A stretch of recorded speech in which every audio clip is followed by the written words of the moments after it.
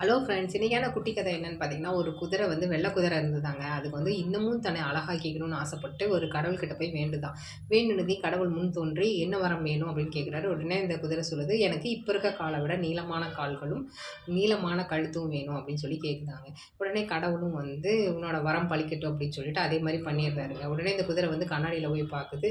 பார்க்கும்போது இது வந்து தன் பழைய உருவமா இல்லாம ஒட்டகம் மாரி காட்சியளிக்குதுங்க. உடனே இது ரொம்ப ஃபீல் பண்ணி, "அச்சச்சோ! எனக்கு இந்த உருவம் வேண்டாம். என்னோட உருவமே போதும்." அப்படின்னு சொல்லி போய் கடவுள் முன்னாடி அழுகுதுங்க. கடவுள் கேட்குறாரு, "நீ கேட்ட வரத்த தானே நான் அளிச்சிருக்கேன். என்னைக்குமே வந்து அ கடவுள் ஒண்ணு படைக்கிறாரு அப்படின்னா, அது இயல்புக்கு தகுந்த மாரி தான் படைப்பாரு. ஒட்டகம் வந்து பாலைவனத்தில வேகமா போகும். நீ வந்து பூமியில வந்து தரையில வேகமா ஓடுவ. கழுதை வந்து நெறையா பொதி சுமக்கும். உங்களுக்கு அவங்களுக்கு உண்டான குணத்தில தான் வந்து கடவுள் வந்து படைச்சிருக்கிறாரு.